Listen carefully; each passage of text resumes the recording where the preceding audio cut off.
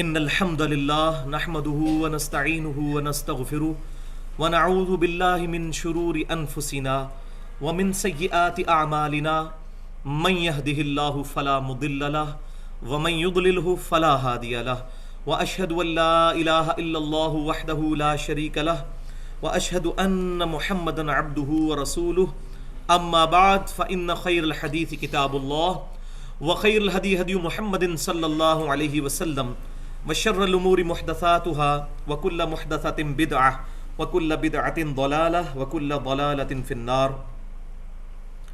اعوذ باللہ السمیع العلیم من الشیطان الرجیم من ہمزه ونفخه ونفثه بسم اللہ الرحمن الرحیم رب اشرح لي صدری ويسر لي امری واحلل عقدة من لسانی يفقهوا قولی. بسم اللہ الرحمن الرحیم ان اللہ وملائکته یصلون علی النبی یا ایہا الذین آمنوا صلوا علیہ وسلموا تسلیما. اللہم صلی علی محمد وعلی آل محمد کما صلیت علی ابراہیم وعلی آل ابراہیم انک حمید مجید. اللہم بارک علی محمد وعلی آل محمد کما بارکت علی ابراہیم وعلی آل ابراہیم انک حمید مجید. آج انشاءاللہ تعالی اللہ تعالیٰ کا نام لے کر سورۃ النساء کی آیت نمبر 36 سے شروع کریں گے، اور یہ پھر قرآنک ورژن آف 10 کمانڈمنٹس آ رہا ہے، جس کو ڈیٹیل میں اللہ تعالیٰ نے سورہ بنی اسرائیل کی آیت نمبر 23 سے لے کر 39 تک بیان فرمایا ہے. وہ 10 احکام جو تورات میں اور انجیل میں جیوز اور کرسچنز کو دیے گئے تھے، انہی کا ذکر قرآن پاک میں بھی موجود ہے 10 کمانڈمنٹس کی شکل میں. 10 بڑے بڑے احکام جس کے نام پر ہالی ووڈ نے ایک بیہودہ فلم بھی بنائی ہے 10 کمانڈمنٹس کے نام سے. تو قرآن پاک بھی کنٹینیوشن ہے پچھلے انبیاء کرام جو پہلے گزر چکے ان کی تعلیمات کا. ان کو جو کتابیں دی گئیں وہ بھی الہامی کتابیں تھیں. ہم سب پر ایمان رکھتے ہیں، لا نفرق بین احد من رسلی. ہم ایمان لانے میں انبیاء کرام میں کوئی فرق نہیں کرتے. مرتبے کا فرق الگ چیز ہے، وہ میں پہلے ایڈریس کر چکا ہوں 3 پارے کی شروع کی جو آیت تھی تلک الرسل فضلنا بعضهم علی بعض کے تحت. تو یہ 10 کمانڈمنٹس مکمل تو یہاں نہیں آئیں، لیکن چند ایک امپورٹنٹ چیزیں یہاں پر آ رہی ہیں. بسم اللہ الرحمن الرحیم وَاعْبُدُوا اللَّهَ وَلَا تُشْرِكُوا بِهِ شَيْئًا. اور عبادت کرو اللہ کی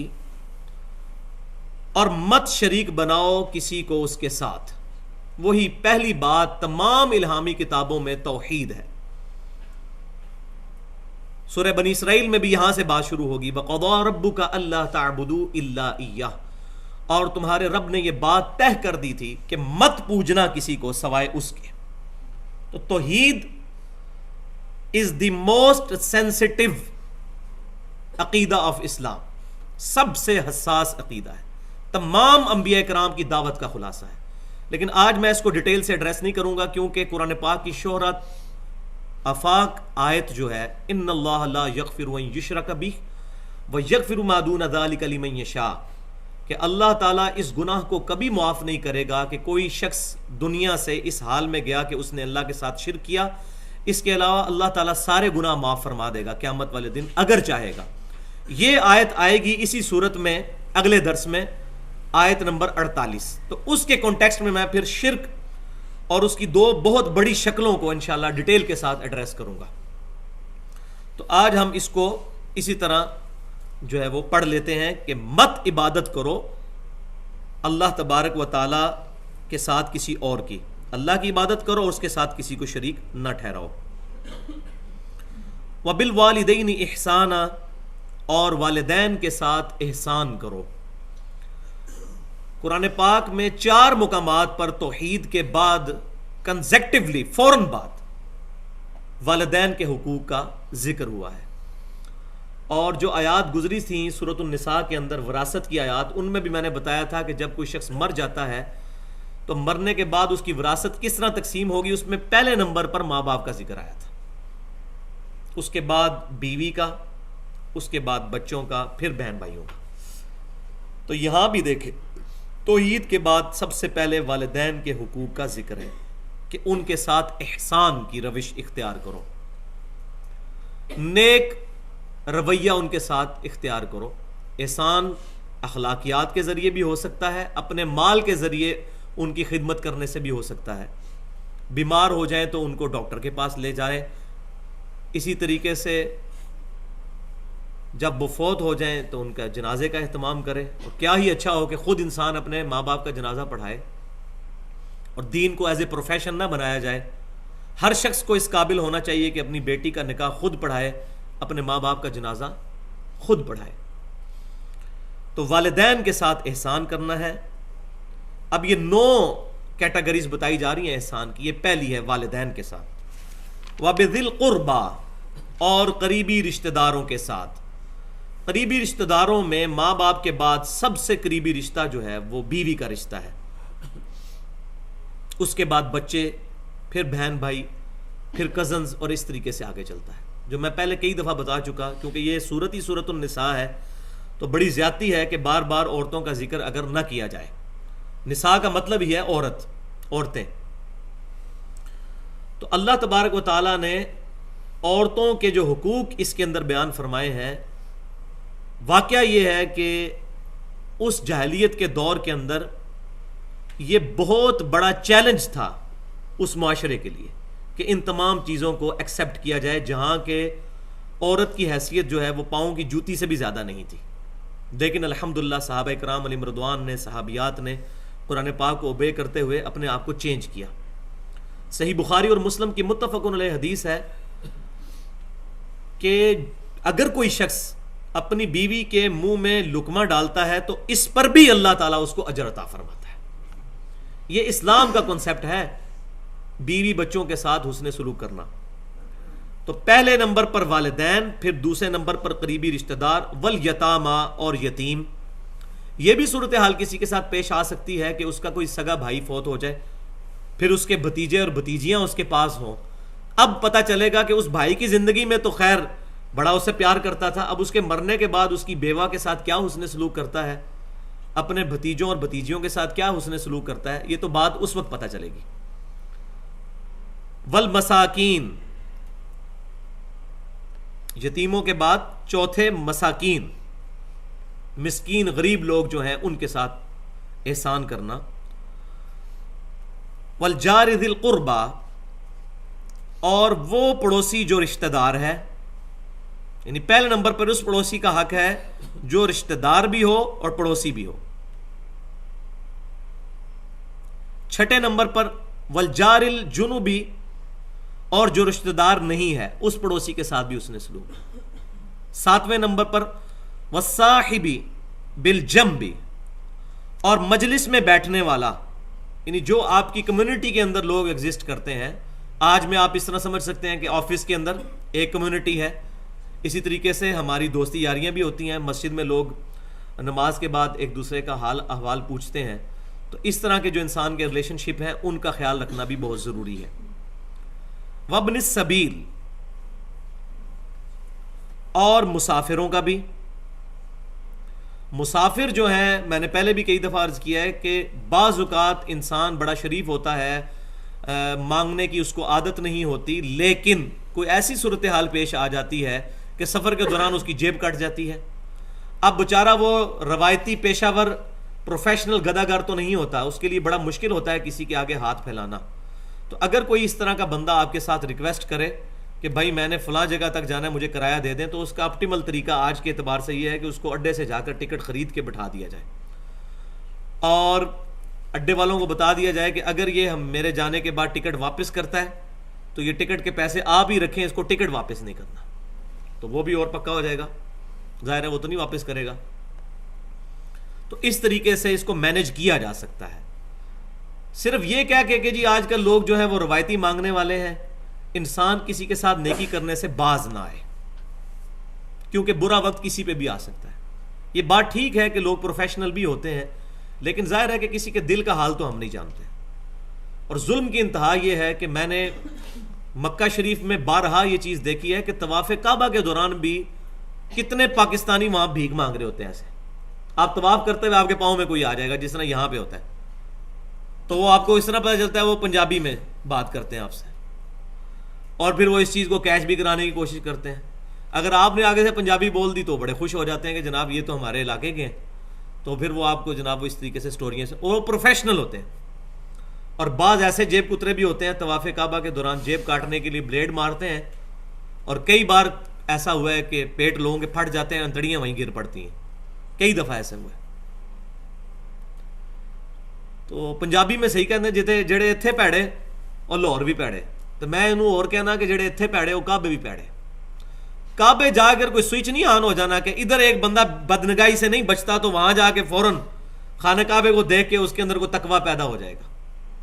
تقویٰ یہاں پر ہے. بخاری مسلم کی متفق علیہ حدیث ہے، آپ صلی اللہ علیہ وسلم نے 3 دفعہ فرمایا تقویٰ یہاں ہے، تقویٰ یہاں ہے، تقویٰ یہاں ہے. دل کے اندر، دل کے اندر اللہ کا خوف ہوگا تبھی گناہوں سے نفرت ہوگی اور نیکیوں کی طرف استقامت ہوگی. ادروائز جناب داڑیاں رکھ لیں، پگڑیاں رکھ لیں، جتنی مرضی نمازیں پڑھ لیں، تلاوتیں کر لیں، نعتیں پڑھ لیں، جب تک دل کی صفائی نہیں ہوئی ہوگی، تزکیہ نفس نہیں ہوا ہوگا، انسان کبھی بھی سیدھے ٹریک پہ نہیں چل سکتا. اور یہ کنٹینیوس ایفرٹ ہے، کوئی ایک دن کی نہیں ہے، کنٹینیوس ایفرٹ ہے. اگر ایک دفعہ ہی کرنا ہو تو انسان جان چھڑوا لے. مثال کے طور پہ میں تو یہاں تک بات کرتا ہوں کہ ایک بندہ اگر جہاد میں شریک ہوتا ہے تو اس نے ایک دن کے لیے کیا جان اس نے اللہ کے حضور پیش کر کے جنت کما لی. لیکن بھائیو تو ایک دن کی گیم ہے، اور فجر کی نماز روزانہ تکبیر اولیٰ سے پڑھنا یہ تو روزانہ کی گیم ہے، بہت مشکل کام ہے. کالجز میں اور یونیورسٹیز میں خصوصاً جہاں پر کو ایجوکیشن ہے وہاں اپنی آنکھوں کی حفاظت کرنا یہ روزانہ کی گیم ہے. یوٹیوب پہ بیٹھ کر بیہودہ سائٹس بیہودہ ویڈیوز سے بچنا یہ روزانہ کی گیم ہے. اس وقت تو کوئی نہیں آپ کو دیکھ رہا ہوتا لیکن اللہ دیکھ رہا ہوتا ہے. تو بات کہاں سے کہاں نکل گئی کہ جو لونڈیوں کے حقوق، جو مسافروں کے حقوق ہیں ان کے ساتھ بھی حقوق پورے کیے جائیں، احسان کیا جائے. وما ملکت ایمانکم، اور وہ غلام جو تمہارے ہاتھوں کی ملکیت ہیں، یعنی لونڈیاں یا غلام یا کنیزیں، ان کے ساتھ بھی حسن سلوک کرنا ہے. اس میں پہلے بھی ایڈریس کر چکا ہوں، آج کل یہ سسٹم اس طرح اسٹیبلش نہیں رہا. ان اللہ لا يحب من کان مختالا فخورا، بے شک اللہ تعالیٰ پسند نہیں کرتا جو بہت مغرور ہو اور شیخی خورا ہو. یہ اردو میں بھی لفظ استعمال ہوتا ہے خورا. اللہ تعالیٰ مغرور شخص کو اور شیخی بگاڑنے والے کو پسند نہیں کرتا. یہ 2 نشانیاں کنجوس بندے کے اندر ضرور پائی جاتی ہیں. ایک تو تکبر ہوگا اس کے اندر اپنے مال کی وجہ سے، اور دوسرا اب اس کے پاس 2 راستے ہیں اپنے مال کو جتانے کے. ایک راستہ تو یہ ہے کہ وہ شخص کسی غریب کی مدد کرے اور لوگ اس کو دعائیں دیں کہ یہ بڑا سخی ہے، اور دوسرا یہ ہے کہ کسی کو کچھ نہ دے، بس ویسے ہی شیخی بگاڑتا پھرے. بات پوچھنے پر کہاں سے کہاں تک نکل جائے کہ جی یہ جو گاڑی ہے یہ تو میں نے اس سے پہلے فلاں گاڑی تھی وہ بیچ کے تو پھر میں نے یہ مارچا مارا اور اب یہ نئی میں نے ریبون خریدی ہے. اس طرح کی وہ اپنی شیخیاں بگاڑنا شروع کرتے. تو یہ بھی کنجوس بندے کی نشانی ہوگی. تو یہ چیزیں جب کنکلوڈ ہو رہی ہوتی ہیں آیات کے اندر، وہ بڑا ان کا انٹلیکچوئل ربط ہوتا ہے پچھلی چیزوں کے ساتھ. اب اللہ تعالیٰ فرما رہا ہے کہ مغرور اور شیخی خورے لوگوں کی نشانی کیا ہے، وہ آگے ساتھ آگئی وہی بات. الذین یبخلون ویأمرون الناس بالبخل، وہ لوگ کہ جو خود بھی بخل کرتے ہیں، کنجوسی کرتے ہیں، ویأمرون الناس بالبخل، اور لوگوں کو بھی کہتے ہیں جی کنجوسی کرو. اور پاجی کالا سے ہی پیسے جوڑ کے رکھو، سارے خرچ کر چڑھنے جے، کوپڑا سے ہی بچا کے رکھو. یہ اکثر سننے کو بات ملتی ہے نا. ٹھیک ہے فضول خرچی نہیں کرنی، لیکن فضول خرچی کا یہ بھی مطلب نہیں ہے کہ جہاں خرچ کرنا ہے وہاں بھی نہ بندہ خرچ کرے. اچھا وہ یہ کیوں کرتے ہیں؟ یہ بڑی زبردست مینٹیلٹی ہے کہ وہ خود کنجوسی کرتے ہیں اور لوگ کہتے ہیں کنجوسی کرو. چلو خود تو کر لی، لوگوں کو کیوں کہتے ہیں؟ لوگوں کو بھائیو اس لیے کہتے ہیں کہ ان کو ہر وقت یہ ڈر لگا رہتا ہے کہ اگر ہم نے لوگوں کو نہ کہا تو کوئی ہمیں نہ ملامت کر دے اس بات کے اوپر کہ اتنا پیسہ اللہ نے تانوں دیتا ہے، کوئی اللہ دی راہ بھی لاؤ. تو پہلے ہی پریمپٹیو ایکشن لیتے ہوئے نا لوگوں کو یہ کہنا شروع کرتے ہیں بھائی جی کالا سے پیسے جوڑ کے رکھو. اب یہ بندہ جو اکثر جس کا تقیہ کلام لوگوں کو یہ ہوگا کہ بھائی جی پیسے اپنے سے جوڑ کے رکھو, تو کسی بندے کی جرت ہوگی اس کو کہ بھی 4 پیسے تم فلاں اپنے رشتہ دار کو بھی دو. آپ خود بھی سوچیں گے یار یہ تو مجھے جوڑنے کا کہتا ہے, اور جب میں اس کو یہ مشورہ دوں گا تو یہ تو الٹا مجھے 4 سلواتیں سنائے گا. تو وہ جان بوجھ کے ایسی باتیں کرتے ہیں تاکہ اگلے بندوں کو پہلے ہی ٹھپ دیں, کیونکہ بندہ مشورہ ہی نہ دے سکے. وَيَكْتُمُونَ مَا آتَاهُمُ اللَّهُ مِنْ فَضْلِهِ, اور چھپاتے ہیں اس چیز کو جو اللہ تعالیٰ نے اپنے فضل سے ان کو عطا فرمائی ہے. اب یہ چھپانا مال کا چھپانا بھی ہو سکتا ہے, کسی پر ظاہر نہیں کرتے. کئی لوگ ہیں امیر لوگ, آپ دیکھیں انہوں نے سلوکے پہنے ہوتے ہیں پرانے نیچے بنیان کی جگہ, اور ان کے جیبیں بھری ہوئی ہوتی ہیں, لیکن سائیکل پہ پھر رہے ہوتے ہیں, کروڑ پتی ہوتے ہیں. ہمارے اپنے ایک ریلیٹیو 3-4 دن پہلے وہ فوت ہو گئے ہیں, اللہ تعالیٰ ان کے گناہوں کی مغفرت کرے. تو ان کی ایج تقریباً 80 سال پلس تھی. تو ان کی یہی حالت تھی, ان کے آپ کپڑے, ان کی اپنی حالت دیکھیں. 2 وقت کی روٹی لگتا تھا مشکل سے پوری ہوتی ہے, لیکن بینک میں لاکھوں روپیہ چھوڑ کے مرے, پیچھے اولاد بھی کوئی نہیں ہے. اب بھتیجے بھتیجیاں جو ہیں وہ ہوتے آئیں گے اور ان کے ساتھ معاملات جو کریں گے وہ کریں گے. تو ان کی پوری زندگی وہ دولت ان کے کام نہیں آئی. تو یہ ایک جو مینٹالٹی ہے مال کو چھپانا, ظاہر کیا جائے تو فخر کی نیت سے نہ کیا جائے. اگر کسی نے ظاہر کرنا ہے, جیسے یہ بالکل صحیح حدیث ہے سنن نبی داؤد کی, اور مجھے بڑی خوشی ہوئی تھی جب مجھے یہ پتا چلا یہ حدیث صحیح ہے. میں نے اس کی جب تحقیق کی کہ اللہ تبارک و تعالیٰ جس کو دولت دیتا ہے اس کا اظہار اس کے اوپر دیکھ کر بڑا خوش ہوتا ہے. دیکھیں کیسی مینٹالٹی ہے اسلام کی. یہ سادگی کا یہ مطلب نہیں ہے کہ انسان پھٹے پرانے کپڑے پہن لے, یہ سادگی میں نہیں آتا. اللہ تعالیٰ نے اگر کسی کو مال دیا ہے اس کا اظہار اس پر دیکھ کر اللہ تعالیٰ خوش ہوتا ہے اپنے بندے سے کہ اس نے شکرانے نعمت دی کی, میں نے اس کو نعمتیں عطا کی, اس نے اس کو یوٹیلائز کیا. کتنی زبردست بات ہے. لیکن یہ ایک باریک سا فرق ہے. یہ 2 پینڈولم کی ایکسٹریمز ہیں. ایک ایکسٹریم یہ ہے کہ انسان کنجوسی پہ اتر ہے, اور دوسری ہے فضول خرچی پہ. درمیان میں رہنا ہے, نہ کنجوسی اور نہ فضول خرچی. اور یہ اپنی حالت کیوں چھپاتے ہیں؟ اس وجہ سے کہ کوئی مانگ ہی نہ لے حالت اچھی دیکھ کے. تو اس وجہ سے اپنے آپ کو غریب ہو, پھر جہاں بات بھی کریں گے جی 2 وقت کی روٹی نہیں پوری ہوتی, اور ان کے مہینے کی انکم جو ہے 70-80 ہزار روپیہ ہوگی, بچے 2 ہوں گے, ایک بیوی ہوگی, ایک ماں باپ ہوں گے, اور باتیں اس طرح کی کر رہے ہوں گے. تو اس طرح کی حرکت نہیں کرنی چاہیے, یہ کفران نعمت ہے. وَأَعْتَدْنَا لِلْكَافِرِينَ عَذَابًا مُهِينًا, اور اللہ تعالیٰ نے تیار کر رکھا ہے, ہم نے تیار کر رکھا ہے, اللہ تعالیٰ نے اپنی طرف ضمیر لوٹائی ہے, ان کافروں کے لیے ذلیل کر دینے والا عذاب. اب کوئی یہ نہ سمجھے کہ یہ آیت کافروں کے بارے میں ہے. وہی میں جملہ بولوں گا, جسے فٹ اس کو گفٹ. کافر کرے گا مجرم. اب سوچنے والی بات ہے, یہ جملہ بڑا غور طلب ہے کہ کافر یہ کام کرے تو وہ مجرم, اور مسلمان کرے تو اس کو کوئی پکڑ نہیں. یہ کیسی الٹی گنگا بہ جاتی ہے. اے جی یہ آیات تو بتوں کے بارے میں ہے, یہ آیات تو مکی دور کی ہیں, یہ آیات تو مدنی دور کی ہیں. بھائی اس سے کوئی فرق نہیں پڑتا, کسی بھی دور کی ہیں. قرآن پاک جو ہے یہ اپنی تفصیل خود کرتا ہے. قرآن پاک کی آیات رولز ہیں, جس پہ فٹ ہوں گے, جو اس کی زد میں آئے گا اس پہ اس کا فتویٰ لگتا چلا جائے گا. تو یہ شان نزول کے جو سہارے لے کر لوگ غلط طرف چل پڑتے ہیں وہ غلط چیز ہے. قرآن پاک شان نزول کا بھی کوئی محتاج نہیں, بس ایک انٹرسٹنگ چیز ہو سکتی ہے شان نزول کے حوالے سے سمجھنے کے لیے. ادروائز قرآن پاک جو ہے وہ, اب شان نزول مثلا تیمم کی آیات آ جائیں گی آگے چل کے, کب نازل ہوئی؟ ایک سفر کے دوران صحابہ کرام علیہم رضوان کے پاس پانی نہیں تھا, صحیح بخاری اور مسلم میں حدیث موجود ہے. تو دور دور پانی تلاش کیا لیکن نہیں ملا, تو پھر تیمم کی آیات نازل ہوئی. تو یہ شان نزول ہوا. اب اس سے کوئی فرق نہیں پڑتا چاہے اس وقت نازل ہوتی ہیں مدینہ شریف کے اندر نازل ہوتی, حکم تو وہی رہنا تھا نا. تو شان نزول ایک انٹرسٹنگ چیز ہو سکتی, زیادہ سے زیادہ, اس سے زیادہ کچھ نہیں. کیونکہ یہ شان نزول کا سہارا لے کر گمراہی کا دروازہ کھولا ہے علماء سو نے.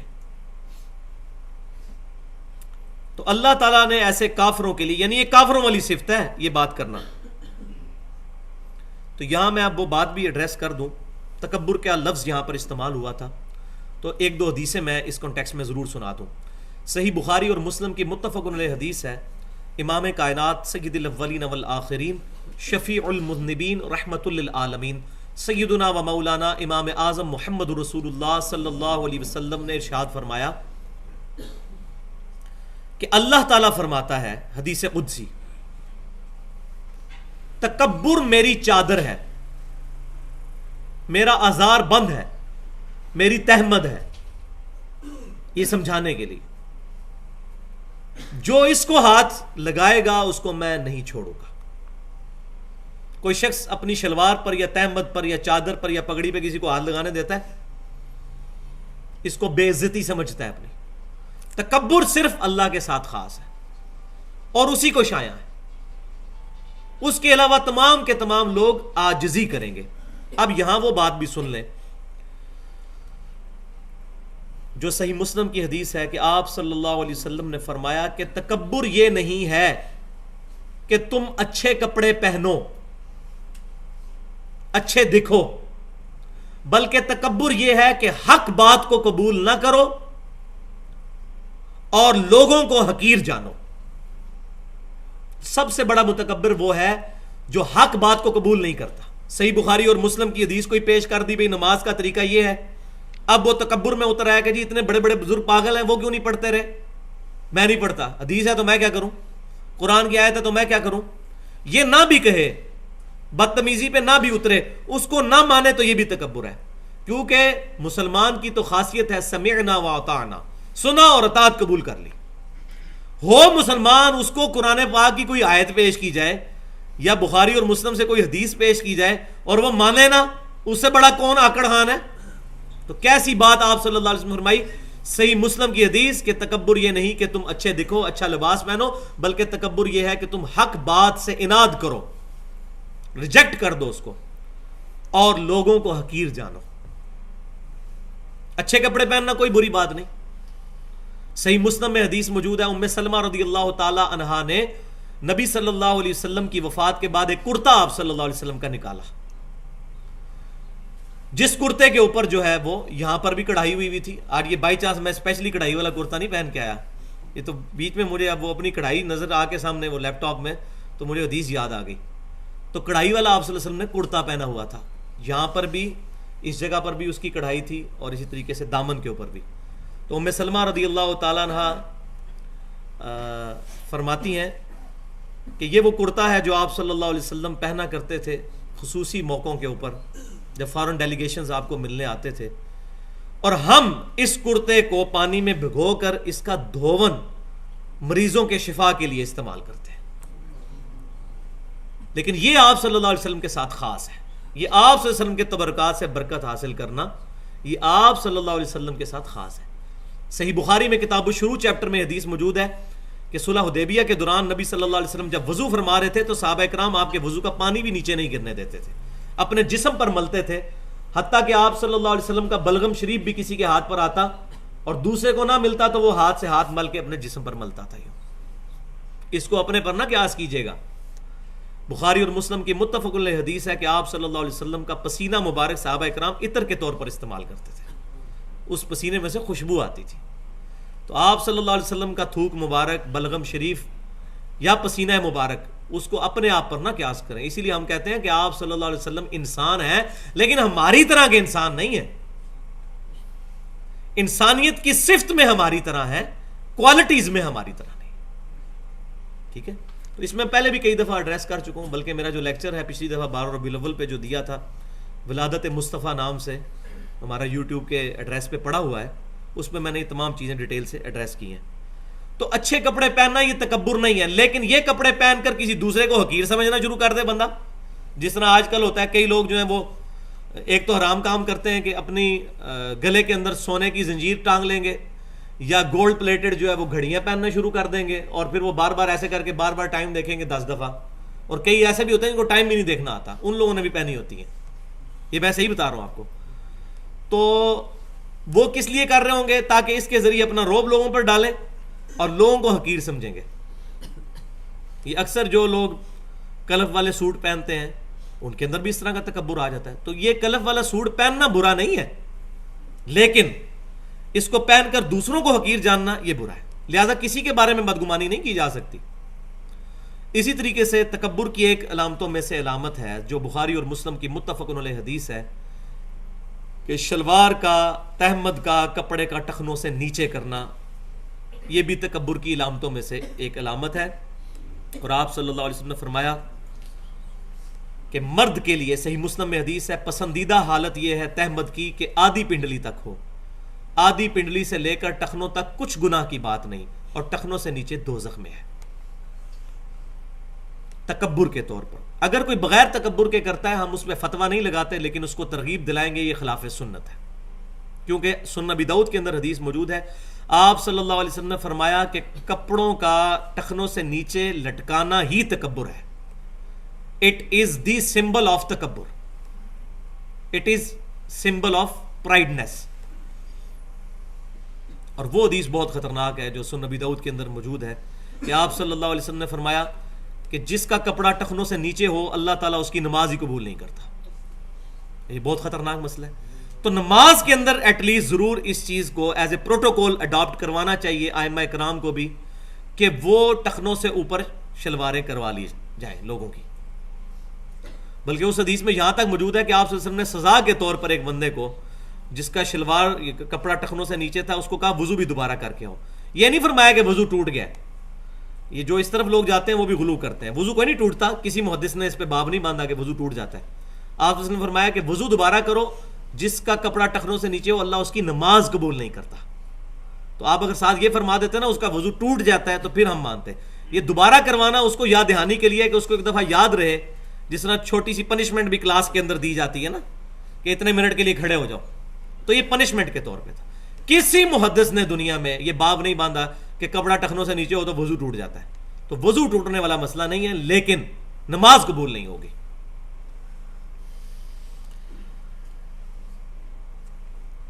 اب ایک اور کیٹیگری لوگوں کی آ رہی ہے کہ جو چلیں کنجوسی تو نہیں کرتے لیکن مال خرچ کرتے ہیں تو وہ بھی کیتی کتری خوب پا دیں جنہوں پنجابی کہتے ہیں. وہ کیا ہے؟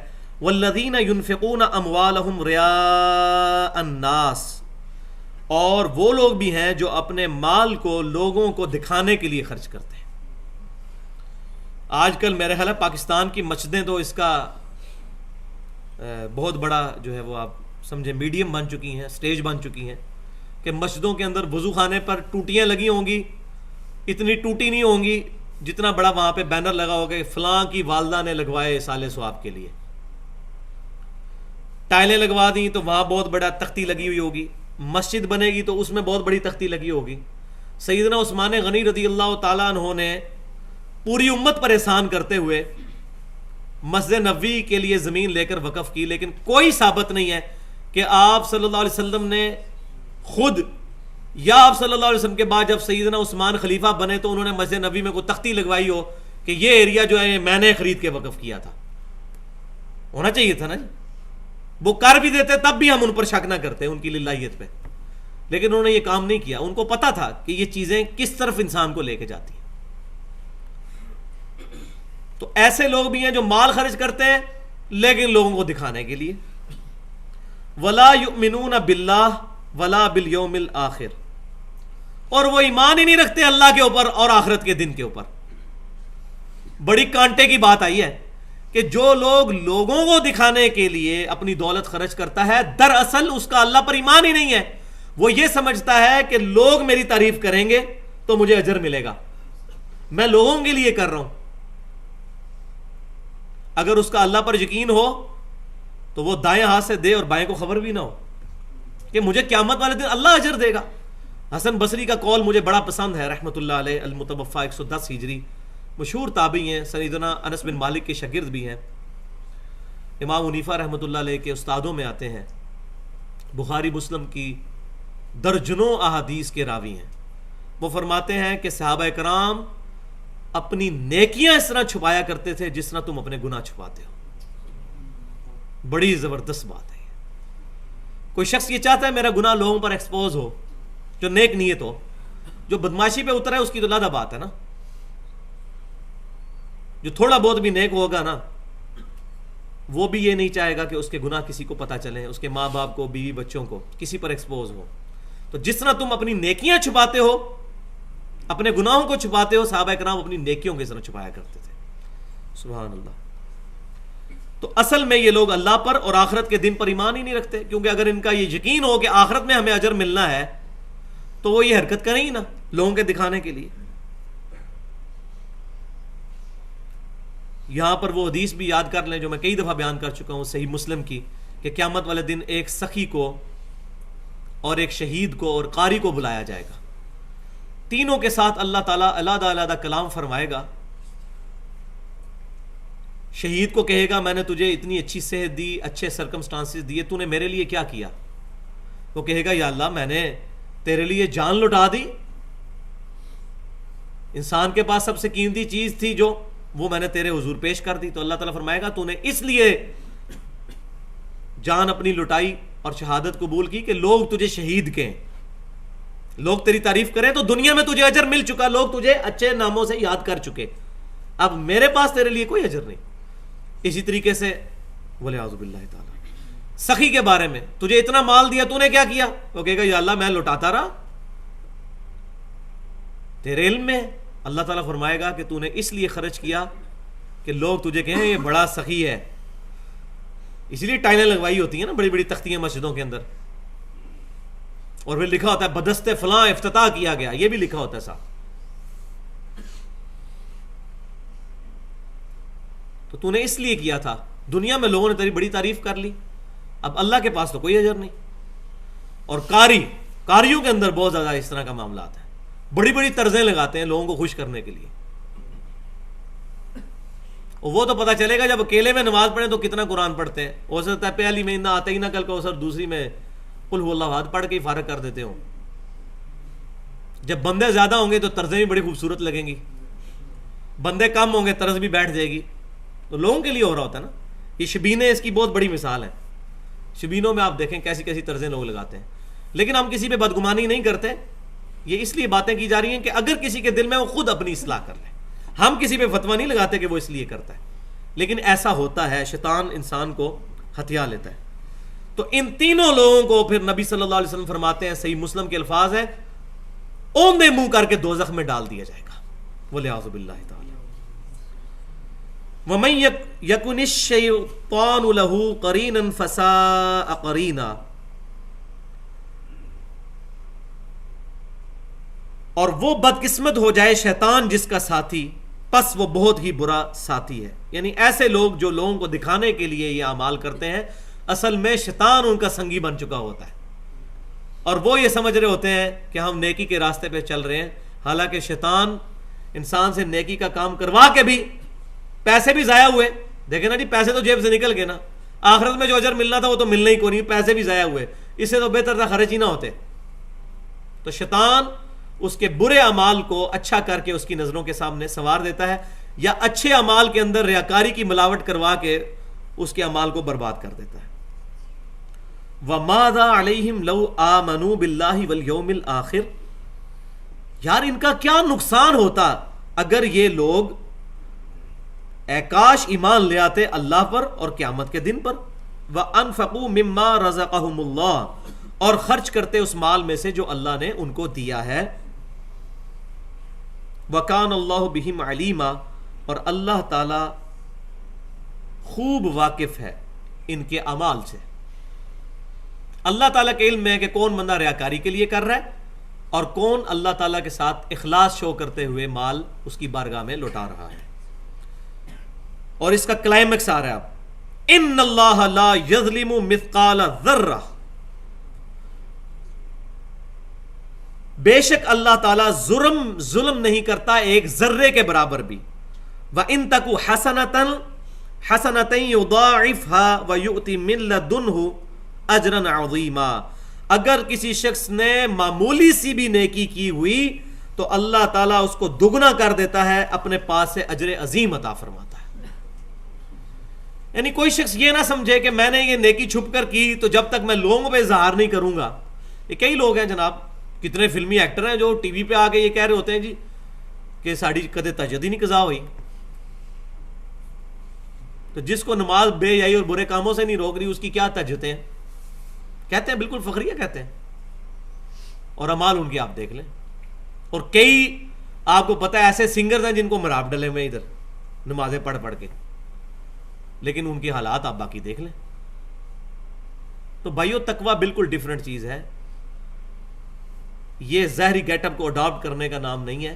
وہی بات میں ڈاکٹر سراج صاحب والی ریپیٹ کرتا ہوں. میں نام ان کا اس لیے لیتا ہوں کہ میں نے بات کی تو لوگ کہیں گے بڑی سخت بات کی. تو ایک بڑی پرسنالٹی کا جب نام لیا جاتا ہے لوگوں کو بات ہضم ہو جاتی ہے. بڑی پیاری بات ارشاد فرمایا کرتے تھے کہ تم اپنی داڑھیوں اور پگڑیوں سے عوام کو دھوکہ دے سکتے ہو، اللہ کو دھوکہ نہیں دے سکتے. اور ماشاءاللہ ایسا دھوکہ دیا پھر ہمارے مولویوں نے کہ لوگوں کو صحیح بات نہیں سمجھ لگنے دی، اپنے نورانی چہروں کے ساتھ دھوکے دیے. لوگ کہتے ہیں جناب اتنی خوبصورت شکل دیکھو جناب، لگتا ہے یہ جنتی دولہا آ گیا. کیوں جی جنتی دولہا آ گیا؟ یہ تو اللہ کو پتا ہے کون جنتی دولہا اور کون نہیں ہے. تو مجھے حدیث یاد آ گئی صحیح بخاری کتاب الشہادات چیپٹر میں، عثمان بن مظعون رضی اللہ تعالیٰ عنہ کی وفات کا وقت قریب آیا تو بوڑھے ہو چکے تھے. تو ایک ام العلا رضی اللہ تعالیٰ عنہ ایک عورت تھی، انہوں نے ان کی خدمت کی. جب وہ فوت ہو گئے تو صحیح بخاری کے الفاظ ہیں، ام العلا نے کہا کہ اے عثمان، میں جو ہے وہ اللہ تبارک و تعالیٰ کے حضور اس چیز کی گواہی دیتی ہوں کہ تجھے اللہ تعالیٰ نے بڑے عزت اور اکرام کے ساتھ نوازا ہے. نبی صلی اللہ علیہ وسلم یہ جملہ سن رہے تھے. آپ صلی اللہ علیہ وسلم نے فرمایا کہ اے ام العلا، تجھے کس طرح پتہ چلا کہ اس کے اللہ کے حضور عزت ہے؟ اللہ کی قسم، حالانکہ میں اللہ کا رسول ہوں لیکن مجھے نہیں پتا اس کے ساتھ کیا معاملہ ہونا ہے. کس کے ساتھ؟ صحابی کے ساتھ، وہابی کے ساتھ نہیں، بریلوی کے ساتھ نہیں، دیوبندی کے ساتھ نہیں، شیعہ کے ساتھ نہیں. صحابی کے ساتھ کیا معاملہ ہونا ہے؟ اللہ کی قسم میں حالانکہ اللہ کا رسول ہوں مجھے نہیں پتا اس کے ساتھ کیا معاملہ ہونے والا ہے. ام العلا نے بڑا پیارا جملہ بولا. وہ کہتی ہیں خدا کی قسم اس کے بعد پھر میں نے کسی شخص کے بارے میں کوئی اس طرح کا جملہ نہیں بولا کہ یہ تو ہے ہی جنتی روح، یہ بڑے پہنچے ہوئے بزرگ ہیں. اب آپ یہ اندازہ لگا لیں. ادھر ان بزرگوں کو کہنا تو بڑی دور کی بات ہے. لوگ کہتے ہیں جی شیخ عبد القادر جیلانی رحمۃ اللہ علیہ کے آپ سلسلے میں بیعت ہو جائیں.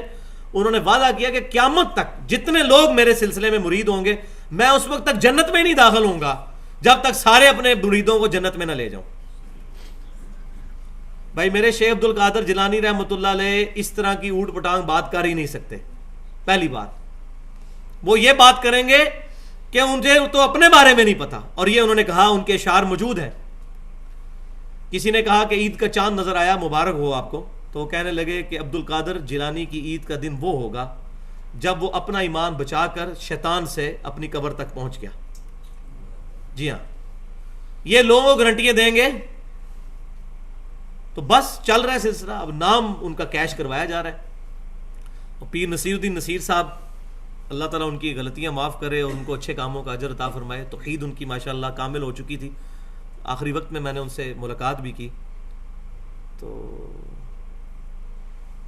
وہ بڑی پیاری اس اعتبار سے گفتگو کیا کرتے تھے توحید کے حوالے سے. لیکن آج آپ ادھر چلے جائیں گولڈا شریف مزار پہ تو اتنی بڑی ان کی تصویر لگی ہوئی ہے. اس کے نیچے لکھا ہوا ہے حق نصیر یا نصیر، جو پوری زندگی کتاب انہوں نے لکھی ہے استعانت کی شرعی حیثیت. اور الجواہر التوحیدیہ فی التعلیمات الغوثیہ، شیخ عبد القادر جیلانی کی تعلیمات میں توحید کا بیان. اس میں انہوں نے جملہ لکھا ہے کہ ہم لوگ صرف شیخ عبد القادر جیلانی کا نام کیش کروا کے ان کے نام پر نذرانے بٹور رہے ہیں. یہ ایک پیر خود کہہ رہا ہے، ان کی تعلیمات پر عمل نہیں کر رہے.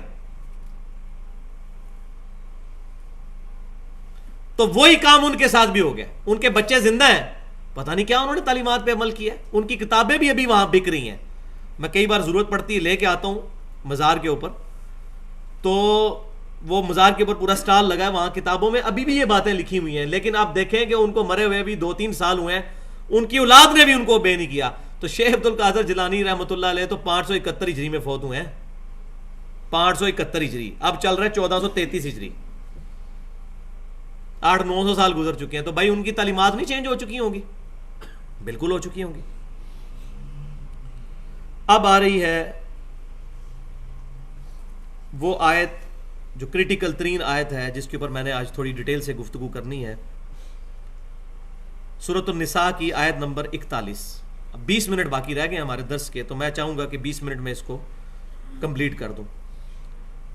فَكَيْفَ إِذَا جِئْنَا مِن كُلِّ أُمَّةٍ بِشَهِيدٍ، تو وہ کیا حال ہوگا، وہ کیسا وقت ہوگا کہ اے محبوب صلی اللہ علیہ وسلم جب ہم ہر امت میں سے ایک شہید کو اٹھائیں گے، ایک گواہ کو۔ شہید کا مطلب ہوتا ہے گواہ، عربی میں گواہی دینے والا۔ وَجِئْنَا بِكَ عَلَىٰ هَٰؤُلَاءِ شَهِيدًا، اور اے محبوب صلی اللہ علیہ وسلم آپ کو ہم ان پر گواہ لے کر آئیں گے۔ ہر امت میں سے ایک گواہ اٹھے گا، یعنی کون؟ اس امت کا نبی جو اپنی امت کے خلاف گواہی دے گا۔ اور اے محبوب صلی اللہ علیہ وسلم آپ کو ہم اٹھائیں گے اپنی امت کے خلاف گواہی دینے کے لیے، وَلِعِیَاذُ بِاللَّهِ تعالی۔ اور اس کے اوپر حدیث جو بخاری اور مسلم میں موجود ہے، بڑی دردناک حدیث ہے۔ عبداللہ بن مسعود رضی اللہ تعالی عنہ، جو نبی صلی اللہ علیہ وسلم کی مبارک جوتیاں صحیح بخاری میں حدیث ہے اپنے سینے کے ساتھ لگا کے رکھتے تھے، ان کا نام ہی پڑ گیا تھا یا صاحب النعلین، محبوب صلی اللہ علیہ وسلم کی جوتیوں والے۔ تو عبداللہ بن مسعود سے مجھے ویسے بھی بہت عقیدت ہے اس بات کی وجہ سے۔ تو عبداللہ بن مسعود رضی اللہ تعالیٰ عنہ نے ڈائریکٹ نبی صلی اللہ علیہ وسلم سے قرآن سیکھا۔ آپ صلی اللہ علیہ وسلم نے ایک دن خواہش کی، بخاری اور مسلم کی متفق علیہ حدیث ہے، کہ عبداللہ بن مسعود قرآن سناؤ۔ تو انہوں نے کہا یا رسول اللہ میں آپ کو قرآن سناؤں جبکہ قرآن آپ پر نازل ہوا ہے؟ تو آپ صلی اللہ علیہ وسلم نے فرمایا کہ مجھے دوسروں سے سن کر لطف و سرور محسوس ہوتا ہے۔ تو عبداللہ بن مسعود رضی اللہ تعالیٰ عنہ نے سورۃ النساء پڑھنی شروع کر دی۔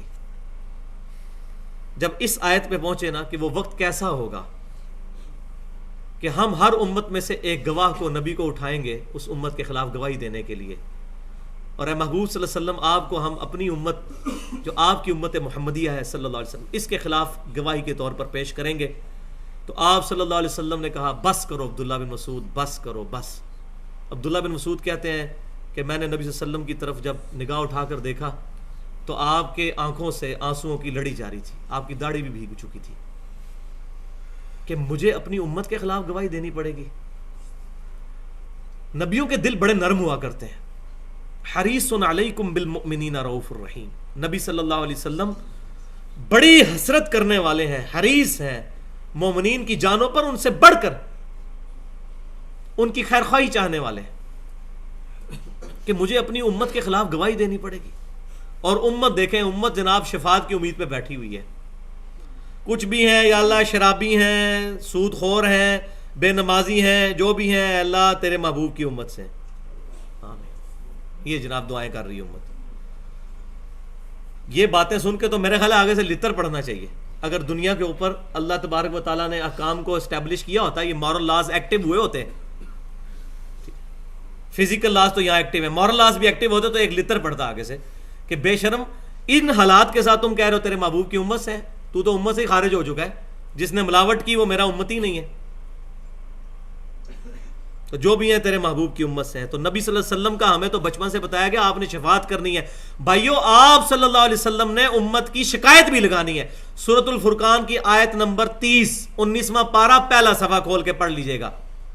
وقال الرسول یا رب ان قوم اتخذوا هذا القرآن مہجورا، اور رسول اللہ قیامت والے دن یہ شکایت کریں گے، اے اللہ میری امت نے، میری قوم نے قرآن کو پیٹ کے پیچھے ڈال دیا تھا، اس کی تعلیمات کو چھوڑ دیا تھا۔ اب مجھے بتائیں جس کی شکایت امام کائنات صلی اللہ علیہ وسلم لگا دیں گے اس کی شفاعت کون کرے گا؟ شفاعت حاصل کرنے کے لیے شکایت سے بھی بچنا ہے۔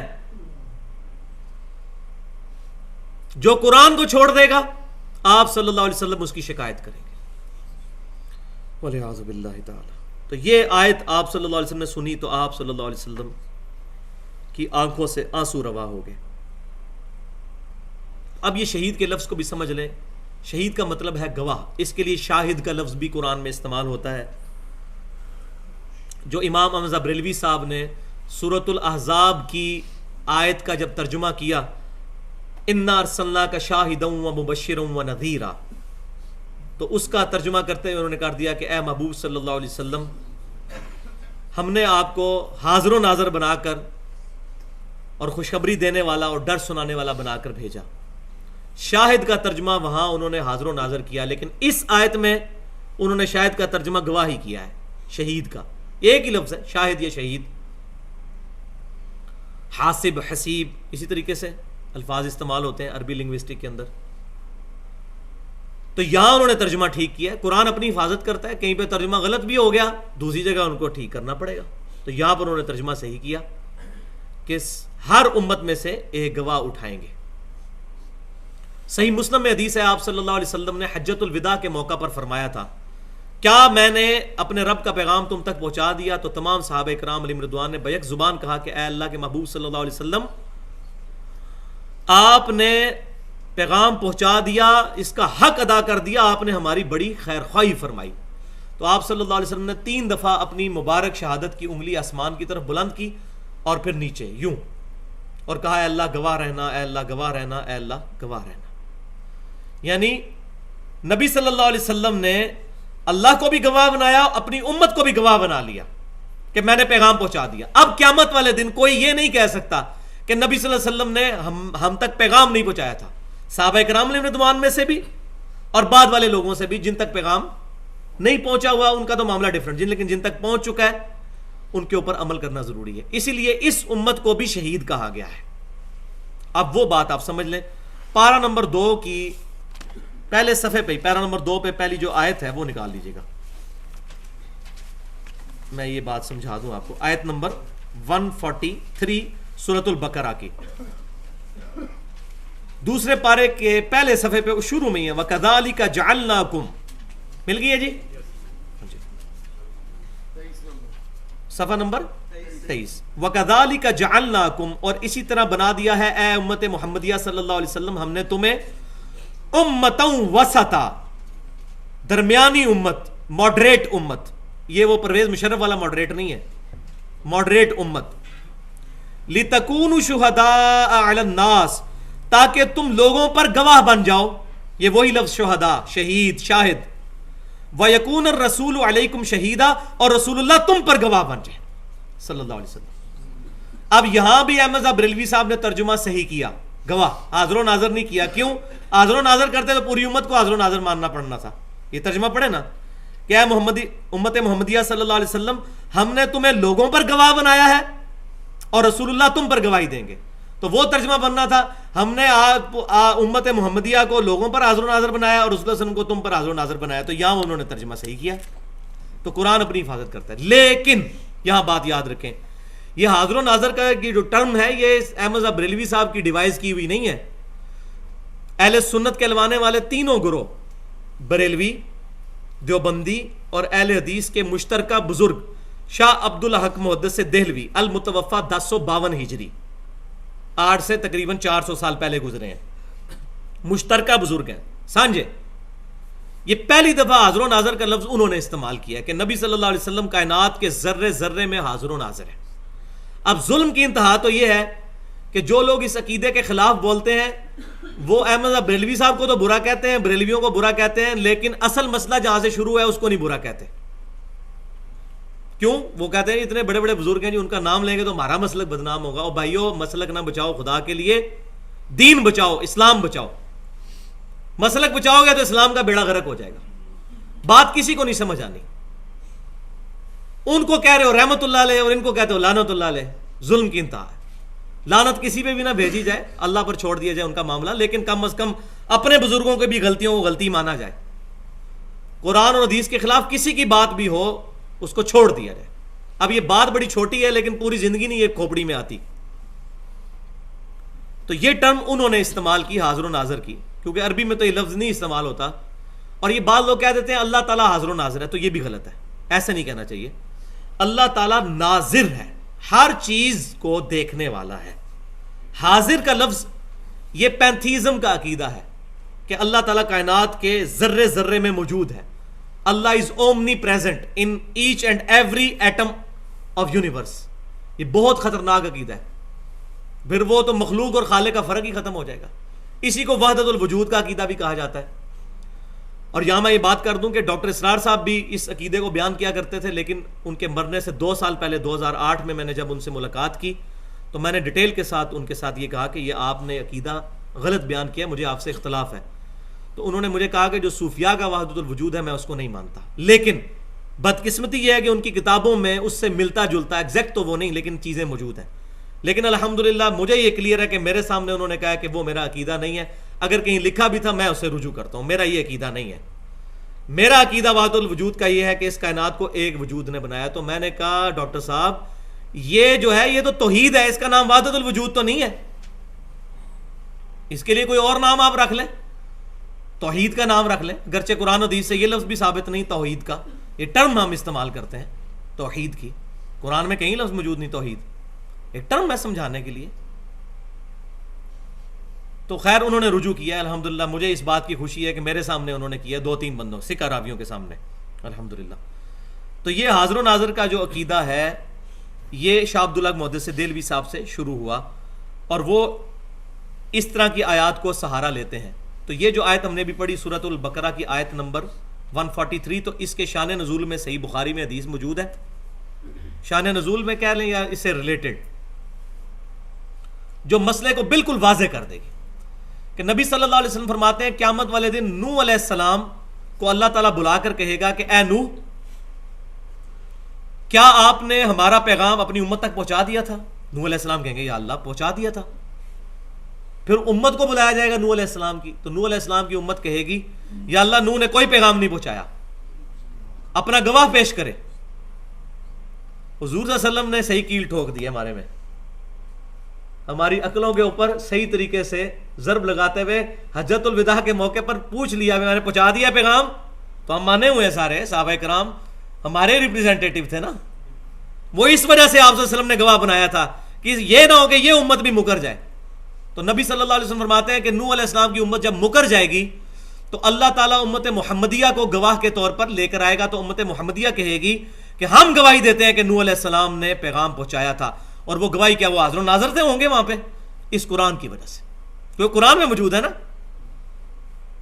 صحیح بات ہے، سورہ نوح پڑھ کے دیکھ لیں 29ویں پارے میں، بندے کے آنسو نہیں رکتے. اے اللہ میں نے ان کو دن کو بھی بلایا، میں ان کو رات کو بھی بلایا. اس اللہ کے بندے نے 950 سال تک تن من دھن توحید کے لیے وقف کر دیا، لیکن صرف 78 بندے ایمان لے کر آئے، صرف تقریباً 1000 سال تبلیغ میں. تو امت کہے گی، ہماری امت گواہی دے گی ان کے خلاف. تو امت گواہی دے گی اس قرآن کی بنیاد پر، اور نبی صلی اللہ علیہ وسلم کس بنیاد پر دیں گے؟ آپ صلی اللہ علیہ وسلم نے صحابہ کرام سے حجۃ الوداع کے موقع پر یہ بات پوچھ لی تھی کہ پیغام پہنچا دیا؟ سب نے کہا ہاں یا رسول اللہ، آپ صلی اللہ علیہ وسلم نے پہنچا دیا، بلکہ حق ادا کر دیا. تو اس آیت سے یہ بات بالکل کلیئر ہوگی. اب اس کانٹیکسٹ میں اس وقت جو اسٹیبلش عقیدہ چل رہا ہے تصوف کے اندر حاضر و ناظر کا، وہ آپ سمجھ لیں. ان کا موقف یہ ہے، اور یہ صرف پاکستان میں نہیں ہے، یہ بڑی بدبختی ہے. لوگ کہتے ہیں جی صرف یہ عقیدے پاکستان میں ہیں، پوری دنیا کے صوفیوں کے یہ عقیدے ہیں. سوڈان گڑھ ہے صوفیوں کا، مراکش کی کوئی گلی نہیں جہاں کوئی مزار موجود نہ ہو. اسی طریقے سے آپ الجزائر میں چلے جائیں، صوفیت کا گڑھ ہے. ترکی پورے کا پورا صوفیت کا فالوور ہے. فلسطین میں چلے جائیں، یہ بڑے بڑے ملک، سب کے یہی نظریات ہیں، کیونکہ یہ پوری دنیا میں لہر آئی نا کتاب و سنت کے خلاف حکمرانوں کے ذریعے، تو یہ ساری بد عقیدگیاں پھیلیں. تو یہ پاکستان کے عقیدے نہیں، ساری طرف ہیں. بلکہ یہ کلائمیکس کو پہنچی ہے یہ چیز. وہ جو موریتانیہ کے طرف ایک بندہ، وہ جو محمد ساوی مالکی جس کو کہا جاتا ہے، آج سے 200-250 سال پہلے، اس بندے نے تو یہاں تک لکھ دیا اپنے فتاوا کے اندر کہ نبی صلی اللہ علیہ وسلم پچھلی امتوں میں بھی حاضر و ناظر تھے. الم تر کیف فعل ربک باصحاب الفیل، کیا تم نے نہیں دیکھا ہم نے ہاتھی والوں کے ساتھ کیا کیا؟ تو کہتے ہیں حضور صلی اللہ علیہ وسلم حاضر و ناظر تھے، اس لیے کہا جا رہا ہے کیا تم نے نہیں دیکھا؟ تو بھائیو سورۃ الانبیاء میں اللہ تعالیٰ نے فرمایا کافروں نے نہیں دیکھا کہ زمین و آسمان ملے ہوئے تھے، ہم نے ان کو پھاڑ کے جدا کیا. تو پھر کافر سارے ہی حاضر و ناظر ہیں اس زمانے کے. یہ تو سمجھانے کا، بات کرنے کا اسلوب ہے. اس طریقے سے اگر رزلٹ نکالے جائیں تو قرآن پاک کے اندر ایسی چیزیں آپ بٹھا دیں گے جو قرآن کے اسلوب میں نہیں بیٹھتی. تو ایسے رزلٹ انہوں نے نکالے، اور انہوں نے کہا جی نبی صلی اللہ علیہ وسلم کے بارے میں قرآن میں جہاں بھی آتا ہے تو یہ کہا جاتا ہے کہ اے نبی تم وہاں موجود نہیں تھے جب زکریا علیہ السلام وہ جب قلم ڈال رہے تھے مریم سلام اللہ علیہا کی کفالت کے لیے جو سورہ آل عمران میں گزر چکی آیات، تم وہاں موجود نہیں تھے. تو وہ کہتے ہیں تو ہم بھی کہتے ہیں جب ہم نے موسیٰ علیہ السلام کو کوہ طور کے پیچھے سے پکارا اے نبی صلی اللہ علیہ وسلم آپ وہاں موجود نہیں تھے، تو کہتے ہیں ہم بھی کہتے ہیں رسول صلی اللہ علیہ وسلم وہاں موجود تو کوئی نہیں تھے لیکن حاضر و ناظر تھے، کیونکہ آپ صلی اللہ علیہ وسلم عالم رواح میں دیکھ رہے تھے، تو موجود ہونا تو ضروری نہیں ہے.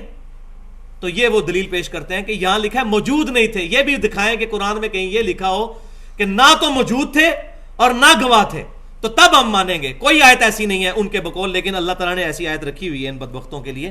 یہ سورۃ القصص کی آیت نمبر 44 نکال لیں.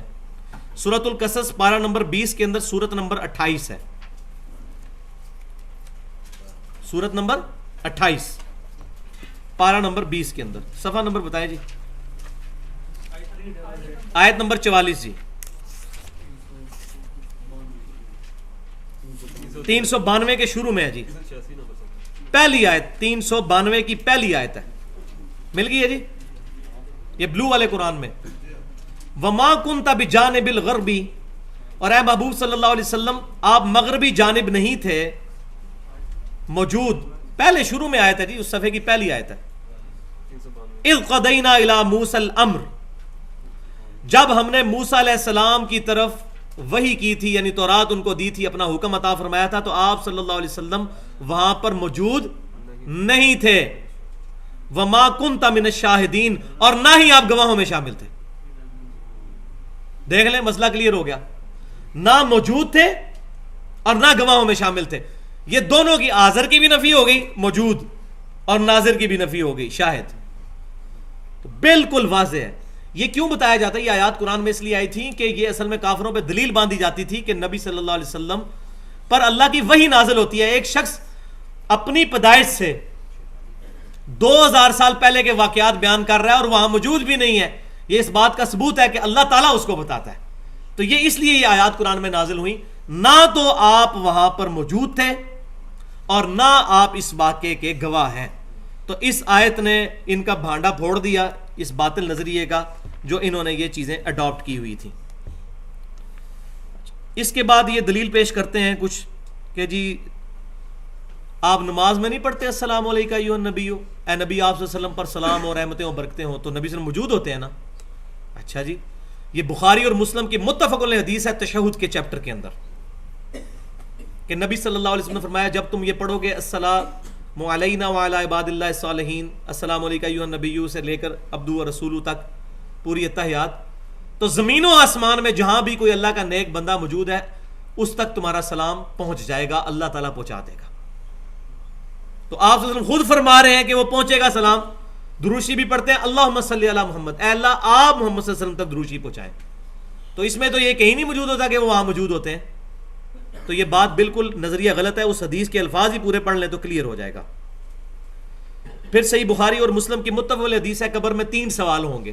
تو تیسرا سوال ہوگا ما کنت تقول فی حق ھذا الرجل، تو اس میں بھی وہ لوگ کہتے ہیں کہ جی دیکھیں جی سوال ہوگا کہ اس مرد کے بارے میں دنیا میں کیا کہا کرتا تھا. تو نبی صلی اللہ علیہ وسلم سامنے موجود ہوتے ہیں تو تیسرا سوال ہوتا ہے نا. حالانکہ قرآن کے یہ الفاظ حدیث کے الفاظ نہیں ہیں کہ نبی صلی اللہ علیہ وسلم وہاں موجود ہوتے ہیں. وہ کہتے ہیں نہیں جی ھذا کا صیغہ ہے، اس مرد کے بارے میں کیا کہا جاتا ہے. جال حق میں مفتی احمد جان نعیمی صاحب لکھا ہے جی ھذا کا صیغہ تو حاضر کے لیے استعمال ہوتا ہے. تو بھائیو مفتی صاحب کبھی اس کا جواب بھی پڑھ لیتے. تو جب تیسرے سوال کا جواب دیتا ہے مومن تو یہ نہیں کہتا ھذا النبی صلی اللہ علیہ وسلم، وہ کہتا ہے وَهُوَ محمد رسول اللہ، اور وہ تو اللہ کے رسول تھے. آپ وہ غائب کے صیغے میں بات کر رہے ہیں. اگر سامنے ہوتے تو کہتا ہے یہ اللہ کے رسول ہیں، وہ اللہ کے رسول تھے. تو ھذا سے مراد ظاہر جو وہاں پر موجودگی نہیں ہے بلکہ اس بات کی طرف اشارہ ہے. اور اس کی ایکسپلینیشن اس حدیث میں ہو جاتی ہے جو مسند امام احمد میں اور صحیح ابن حبان کے اندر موجود ہے ڈیٹیل کے ساتھ، کہ وہ مردہ پوچھتا ہے کہ آپ کس مرد کے بارے میں پوچھ رہے ہیں مجھ سے. تو فرشتے آگے سے کہتے ہیں الذی بعث فیکم، اس کے بارے میں جس کو اللہ نے تم میں نبی بنا کر بھیجا تھا. پھر وہ کہتا ہے وہ محمد رسول اللہ، وہ اللہ کے رسول محمد تھے. تو مفتی احمد جان نعیمی صاحب نے حاضر و ناظر کی بحث میں جال حق میں لکھا ہے کہ مردہ کیوں نہیں پوچھتا کہ آپ کس مرد کے بارے میں آپ پوچھ رہے ہیں. اگر مرد سامنے موجود نہیں ہے تو اس کو پوچھنا چاہیے جی کس مرد کی بات ہو رہی ہے. تو پوچھ لیا نا جی مرد نے. مسند امام احمد میں پوری ڈیٹیل حدیث موجود ہے. وہ کہتا ہے کس مرد کی بات کر رہے ہیں. تو وہ کہتا ہے کہ جس کو اللہ تعالیٰ نے فرشتے کہتے ہیں آپ میں مبعوث کیا تھا. پھر وہ کہتا ہے وہ محمد رسول اللہ, اللہ کے رسول محمد صلی اللہ علیہ وسلم تھے. تو یہ مسئلہ بھی کلیئر ہو گیا. اسی طریقے سے صحیح بخاری اور مسلم کی متفق علیہ حدیث ہے کہ آپ صلی اللہ علیہ وسلم نے فرمایا کہ قیامت والے دن میرے کچھ امتی میرے حوض کوثر پر لائے جائیں گے جن کو میں پہچانتا ہوں گا عزائے وضو کے چمکنے کی وجہ سے. بخاری مسلم میں حدیث ہے امت پہچانی جائے گی عزائے وضو کے چمکنے کی وجہ سے. قادیانیوں کے بھی چمک رہے ہوں گے, وہ تو پھر پولیس رات پہ فیصلہ ہوگا کون منافق ہے اور کون مومن ہے. عزائے وضو ان کے بھی چمک رہے ہوں گے. تو میں ان کو پہچانتا ہوں گا, میں ان کی طرف بڑھوں گا, ان کو حوض کوثر سے مشروب پلانے لگوں گا. تو اللہ تعالیٰ فرمائے گا اے محبوب صلی اللہ علیہ وسلم آپ کو نہیں پتا کہ آپ کی وفات کے بعد یہ لوگ دین سے الٹے قدم پھر گئے تھے, انہوں نے دین میں بدعتیں جاری کر دی تھی. تو آپ صلی اللہ علیہ وسلم فرمائیں گے سحقا سحقا لمن غیر بعدی سحقا سحقا لمن بدل بعدی, ان پر پھٹکار ہو, ان کو مجھ سے دور کر دو جنہوں نے میرے بعد میرے دین کو بدل دیا. ان کے اور نبی صلی اللہ علیہ وسلم کے درمیان دیوار کھڑی کر دی. آپ ان کی حمایت نہیں کریں گے. پھر اس حدیث کے اوپر پھر تابعی کہتے ہیں اے اللہ ہم تیری پناہ میں آتے ہیں کہ تیرے نبی کے دین سے الٹے قدم پھر جائیں, ہم تیری پناہ میں آتے ہیں اس بات سے. اور سورۃ المائدہ کے آخری رکوع کی جو آیات ہیں جو عیسیٰ بن مریم اور اللہ تعالیٰ کے درمیان گفتگو ہے, اس میں عیسیٰ بن مریم ایک لفظ یہ بھی استعمال کریں گے اے اللہ جب تک میں ان میں موجود تھا ان پر گواہ تھا, جب تو نے مجھے اٹھا لیا پھر تو ہی ان پر گواہ تھا, مجھے نہیں پتا میرے بعد انہوں نے کیا کیا. اس آیت کے شان نزول میں اس آیت کی تفسیر کے اندر امام بخاری رحمۃ اللہ علیہ حدیث لے کے ہیں جو صحیح بخاری میں بھی ہے صحیح مسلم میں بھی, کہ نبی صلی اللہ علیہ وسلم فرماتے ہیں کہ جب میرے امتی اس طرح بدعتی دھتکار دیے جائیں گے حوض کوثر سے, میں بھی اس وقت وہی کہوں گا جو عبد صالح عیسیٰ بن مریم کہیں گے اے اللہ جب تک میں ان میں موجود تھا ان پر گواہ تھا, جب تو نے مجھے اٹھا لیا مجھے نہیں پتا انہوں نے میرے بعد کیا کیا. تو یہ کہہ رہے ہیں جی امت آج تک نبی صلی اللہ علیہ وسلم نامہ اعمال دیکھ رہے ہیں والعیاذ باللہ.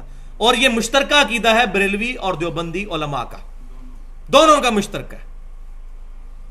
تفسیر عثمانی جو دیوبند کی سب سے معتبر تفسیر ہے شبیر احمد عثمانی صاحب کی, اس میں آپ یہ جو آیت میں نے سورۃ البقرہ کی پڑھی نا 143, اس کی تفسیر میں انہوں نے لکھا ہے کہ نبی صلی اللہ علیہ وسلم امت کے تمام اعمال سے قیامت تک واقف ہیں. آپ کی قبر میں نامہ اعمال امتیوں کا پیش کیا جاتا ہے, آپ صلی اللہ علیہ وسلم پر یہ سارے معاملات پیش کیے جاتے ہیں. ایک ضعیف حدیث کا انہوں نے سہارا لے لیا جس حدیث کے اندر سفیان ثوری مدلس ہے. ہاں صحیح مسلم میں حدیث ہے کہ ہر سوموار اور جمعرات کو اللہ کی بارگاہ میں نامہ اعمال پیش کیے جاتے ہیں. تو یہ اس طرح کی چیزیں گھڑ کر امت کے اندر فتنہ کھڑا کیا گیا. تو یہ میں نے سارے جو ان کے موٹے موٹے دلائل تھے وہ میں نے جو ہے وہ الحمدللہ ایڈریس کر دی ہیں. باقی حیات النبی صلی اللہ علیہ وسلم کا جو عقیدہ ہے اس کے حوالے سے میں سورہ آل عمران کی 169 نمبر آیت میں بیان کر چکا ہوں کہ ہم حیات النبی کو مانتے ہیں صلی اللہ علیہ وسلم, لیکن برزخی حیات کو, دنیاوی حیات کو نہیں مانتے. قبر میں برزخی حیات ہے, جسم مبارک قبر شریف میں اور روح مبارک جنت الفردوس میں, جو بخاری اور مسلم کی متفق علیہ حدیث ہے.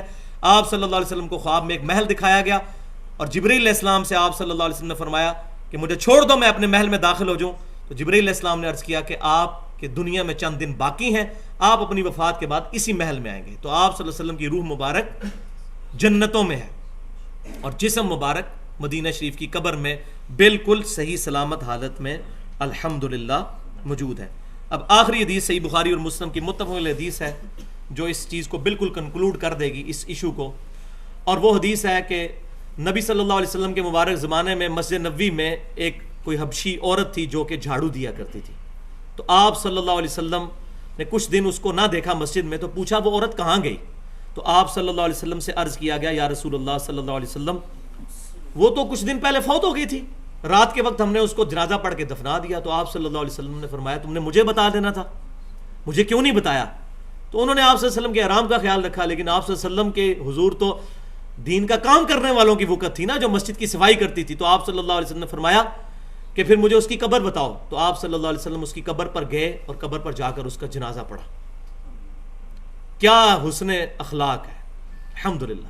ایک حبشیہ عورت, صحابہ کرام نے اس کو عام سا سمجھ کے دفنا دیا اور نبی صلی اللہ علیہ وسلم اس کی قبر پہ جا کے جنازہ پڑھ رہے ہیں. بخاری مسلم کے متفق علیہ حدیث ہے. اس حدیث سے یہ بات بالکل واضح ہو گئی کہ آپ صلی اللہ علیہ وسلم کو یہ نہیں پتا تھا کہ وہ عورت فوت ہو چکی ہے, ورنہ تو آپ صلی اللہ علیہ وسلم صحابہ کرام سے کہتے کہ ہاں ہاں وہ کچھ دن پہلے فوت ہو گئی تھی, میں اس کی قبر میں گیا تھا, میں نے اس کو دیکھا تھا. یہ کہتے ہیں نا قبر میں حضور آتے ہیں, تو نبی صلی اللہ علیہ وسلم اس کی قبر میں اگر گئے ہوتے تو صحابہ کرام سے تو نہ پوچھ رہے ہوتے اس طرح. تو وہ کہتے ہیں ہاں 4 دن پہلے میں قبر میں گیا ہوں, قبر میں اس کو دیکھ کے آیا ہوں, اس نے مجھے دیکھا ہے, تم نے مجھے بتایا کیوں نہیں ہے؟